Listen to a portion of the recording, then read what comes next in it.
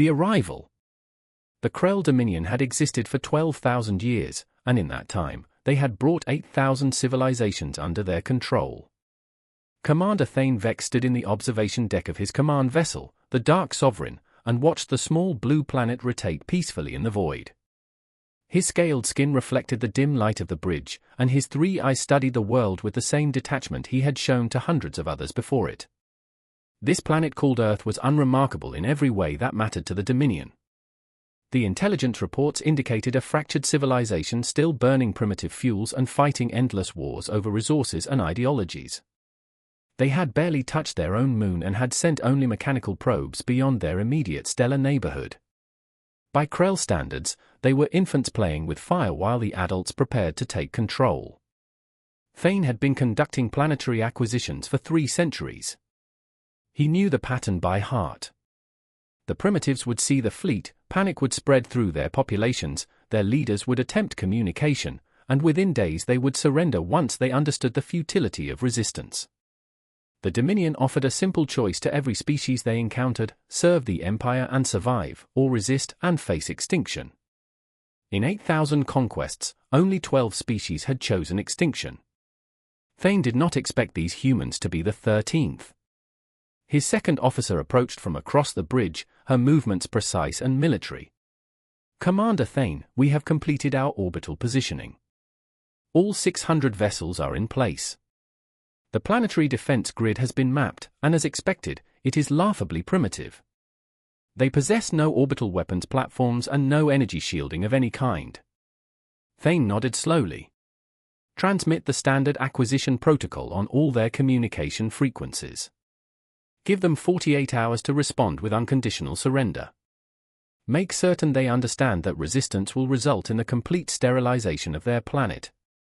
The message went out across every frequency that humanity used. Television broadcasts were interrupted. Radio signals were overridden. Internet communications were flooded with the alien transmission. In every language spoken on Earth, the message was clear: the Krell Dominion had arrived, and humanity had 2 days to surrender or die. In Geneva, Switzerland, the emergency session of the newly formed Unified Earth Command was already underway before the Krell message finished broadcasting.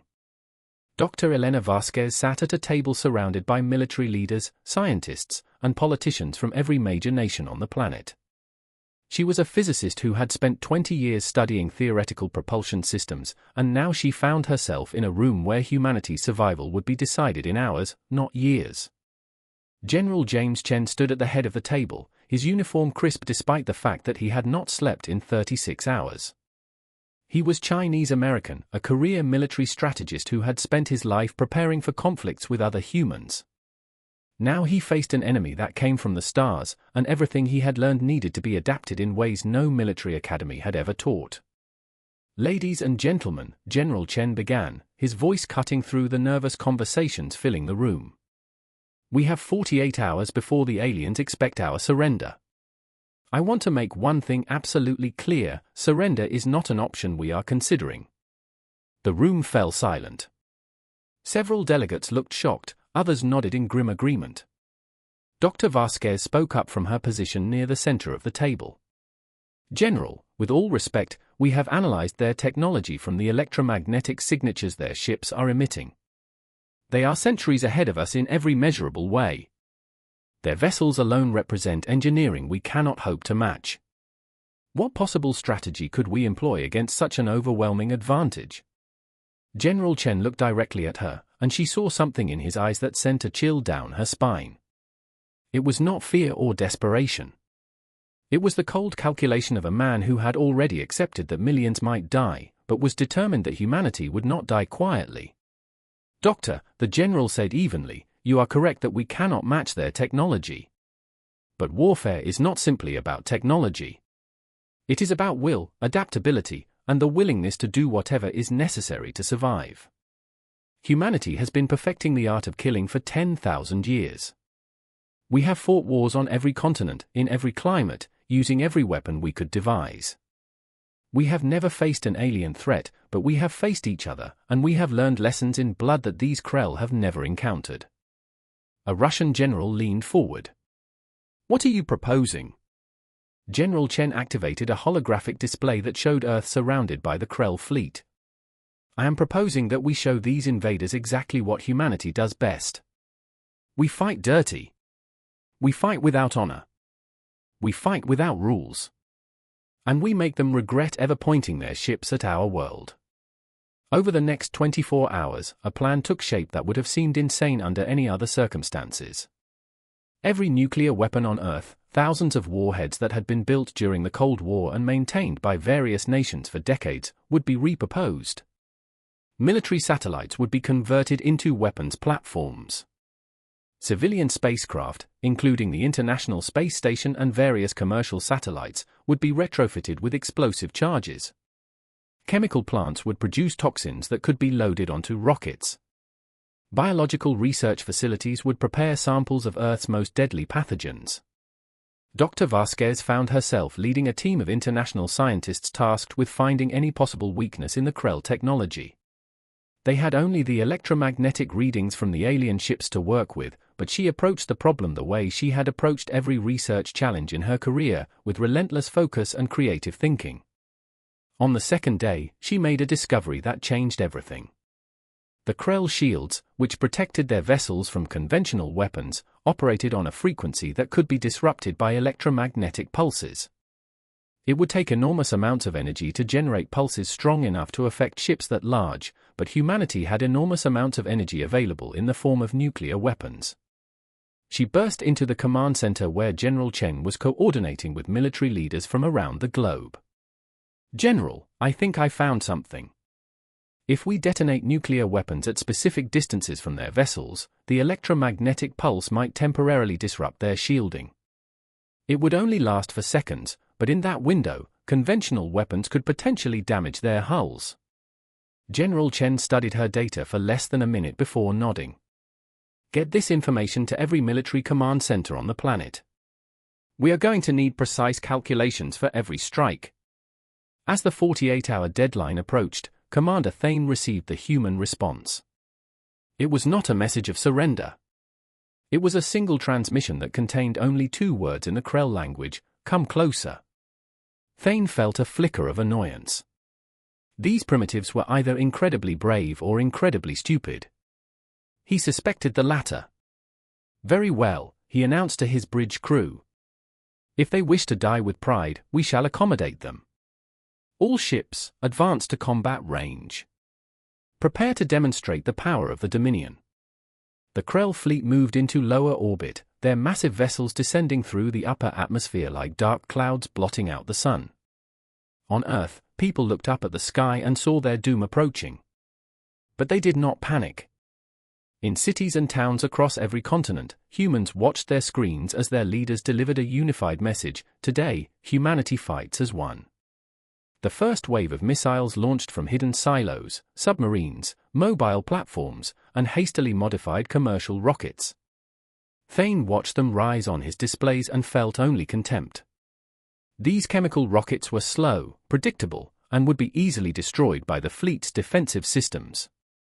He did not even bother giving the order to intercept them. His automated defenses would handle such primitive weapons without any input from him. But then the missiles reached their predetermined positions and detonated. Not against the Krell shields, but precisely calculated distances away.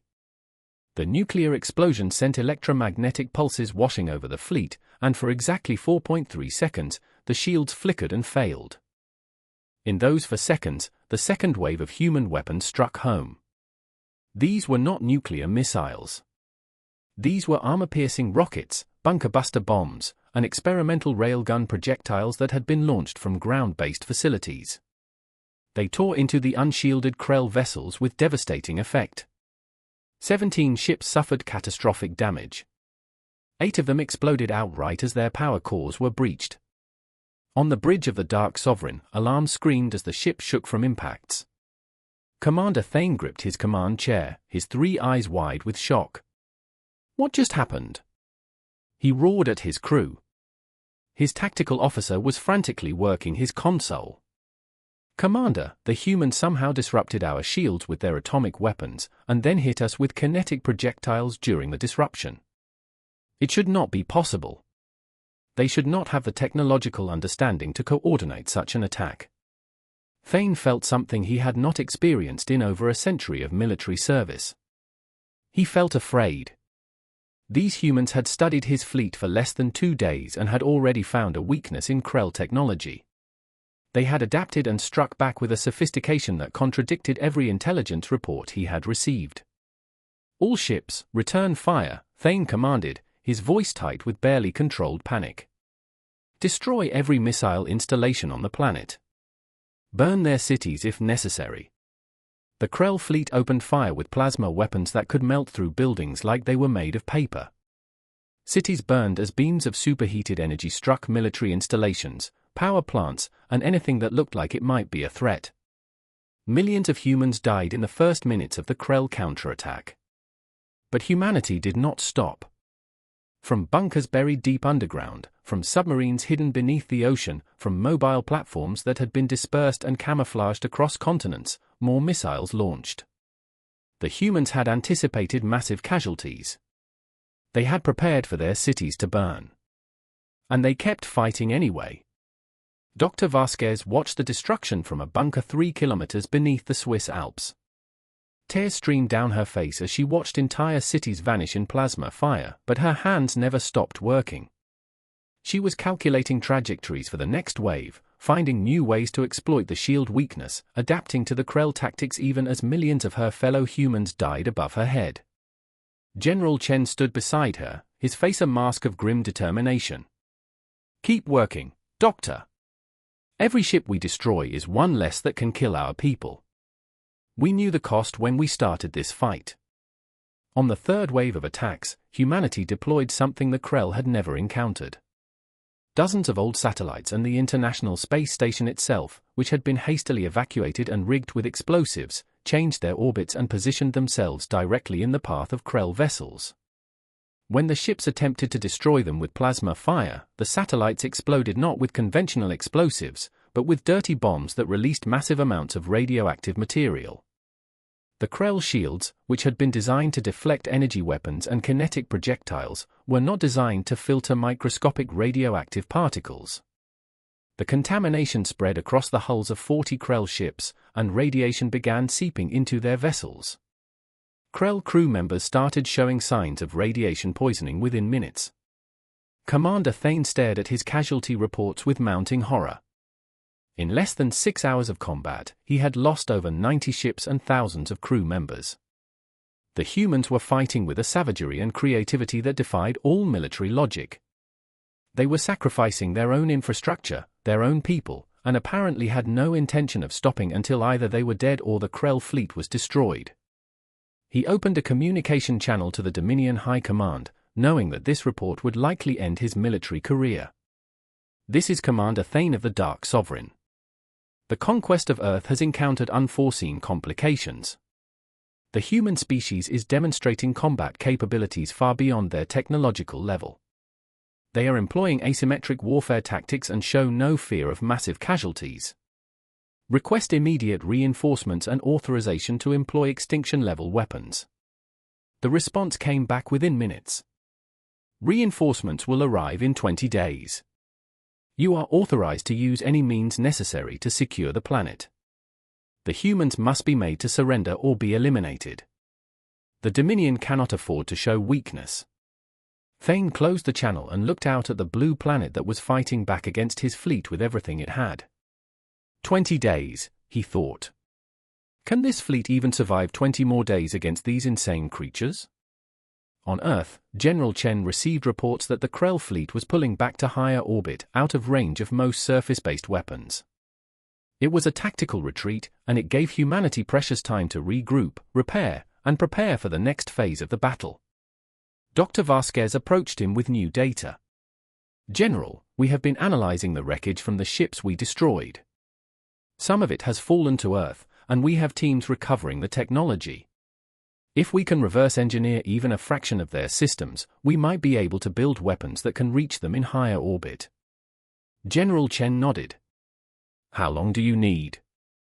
She looked at him with exhausted eyes. "Normally? Years. But I think we can have something functional in days." We do not have any choice. As the first day of the war ended, over 30 million humans were dead, and 47 major cities had been reduced to rubble.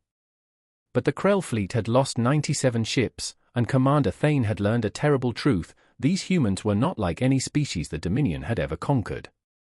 They were something new, something dangerous, and something that would not surrender no matter how many of them died. In bunkers and shelters across the planet, human survivors gathered around screens and listened to a message from the Unified Earth Command. The message was simple, delivered in every human language: we are still here. We are still fighting. And we will never surrender. Commander Thane heard that message intercepted by his communications team, and for the first time in his 3-century military career, he wondered if the Krell Dominion had made a fatal mistake coming to this world. The humans had shown him in one day what it meant to face a species that would rather die fighting than live in chains. And the war had only just begun.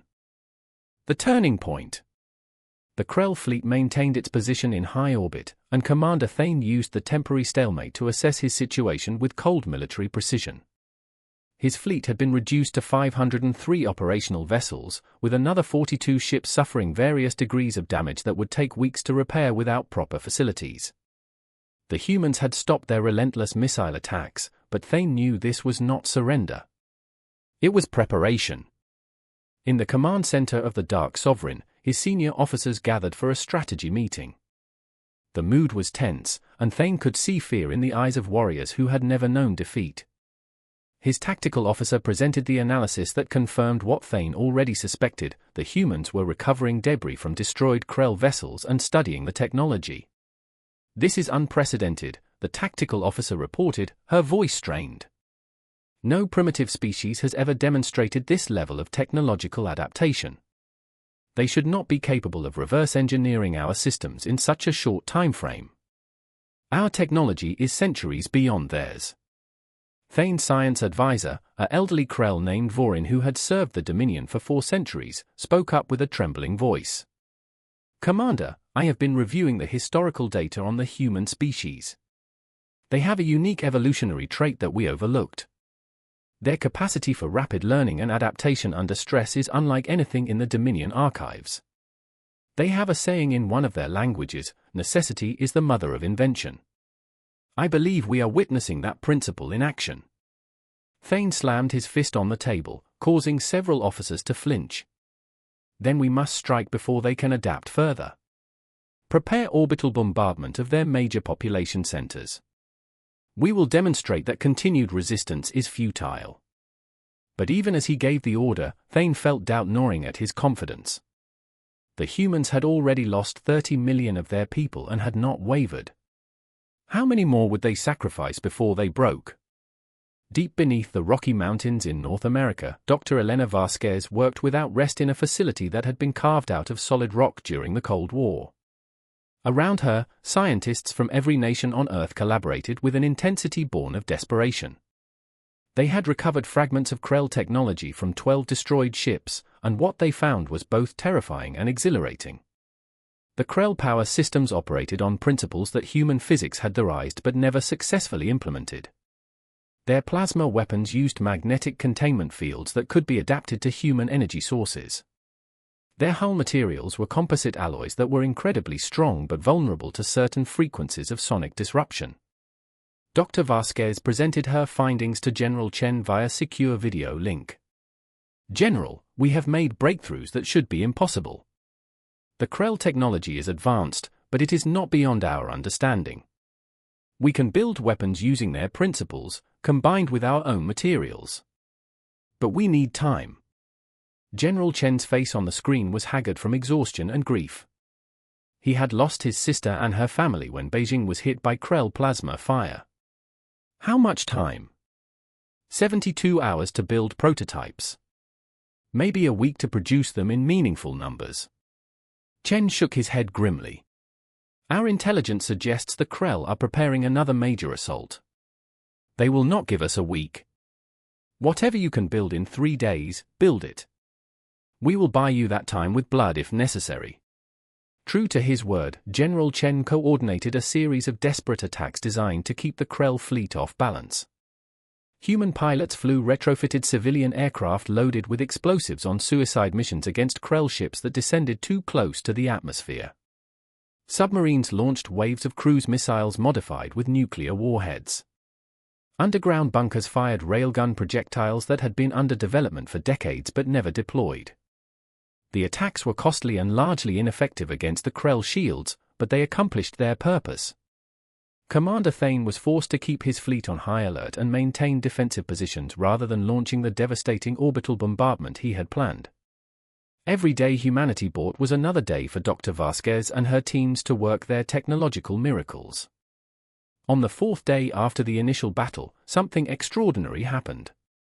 A Krell scout ship was hit by a modified railgun round that had been equipped with a sonic disruptor designed by Dr. Vasquez's team. The disruptor operated at a frequency that caused the Krell hull material to vibrate and crack.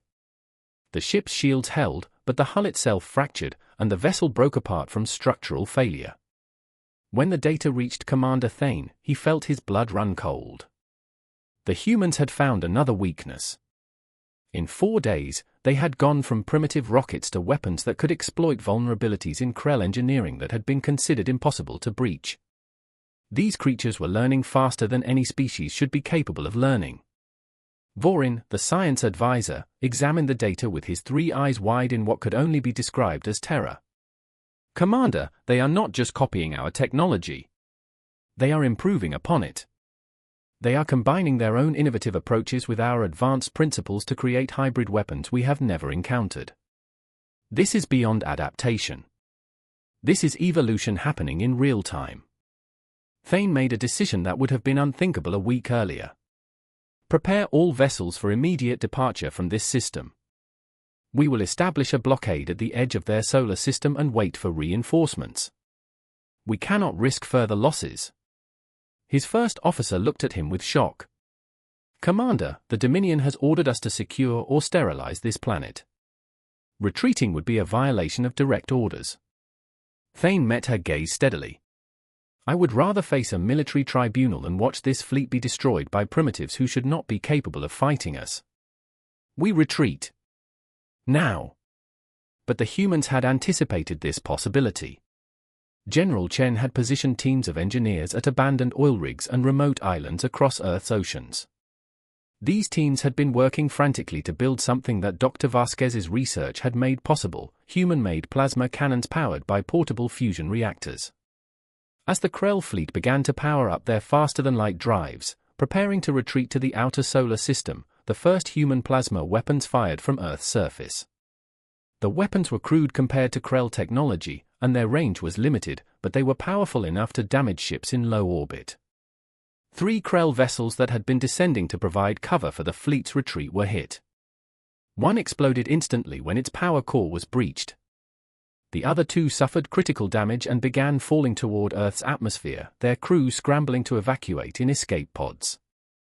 Commander Thane watched in disbelief as the primitive humans fired weapons that should not exist using technology they should not possess. In his 3 centuries of military service, he had never seen anything like this. The humans had gone from chemical rockets to energy weapons in less than a week. "Abort the retreat," he commanded, his voice tight with barely controlled rage and fear. "If we turn our backs on them now, they will kill us all. We must destroy their weapons manufacturing capabilities before they become even more dangerous." The Krell fleet abandoned its retreat and launched a massive assault on every location where human weapons fire had originated. Plasma beams rained down from orbit, turning ocean platforms and remote installations into molten slag. But for every weapons platform destroyed, 2 more opened fire from hidden locations. The humans had learned to disperse and hide their assets, making them impossible to eliminate in a single strike. Dr. Vasquez watched the battle unfold from her underground facility and realized something profound. Humanity was not winning through superior technology or greater numbers. Humanity was winning through adaptability, sacrifice, and the willingness to accept horrific losses in exchange for small victories. It was the same strategy that had allowed humans to survive ice ages, plagues, and countless wars throughout their history. She opened a channel to General Chen. "General, I have a proposal." It is extremely risky, but if it works, we can end this war in our favor. Chen's tired face appeared on her screen. What do you have in mind, Doctor? We have captured several Krell escape pods with living crew members. I want to interrogate them, learn their communications protocols, and then hack into their fleet network. If we can introduce a virus into their systems, we might be able to disable their shields or weapons. Chen was silent for a moment. That would be considered a war crime under the Geneva Conventions. Exploiting prisoners for military intelligence and launching cyber attacks. Dr. Vasquez met his gaze without flinching. General, they came to our world to enslave or exterminate us. The Geneva Conventions were written for wars between humans. This is a war for survival, and I will use every tool available to ensure humanity survives. Chen nodded slowly. Do it. And Doctor, do not tell me the details.